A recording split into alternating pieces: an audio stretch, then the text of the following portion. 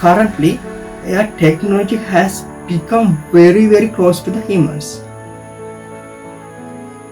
If you in the future, if you don't know how to use AI technology, you could not survive or you could lost your jobs.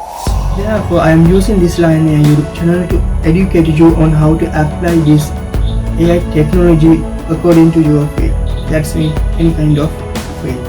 You already know that every large language model like ChatGPT, deepseek and Gemini need to be given a prompt to get output.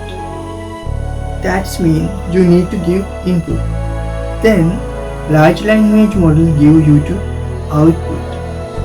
Simply you can understand it. If you give wrong input, large language model give wrong output.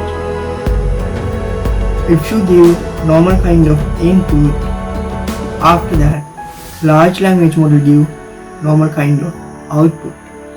Now you can understand what's happened if you give more accurate, more systematic, easily understandable input to the large language model.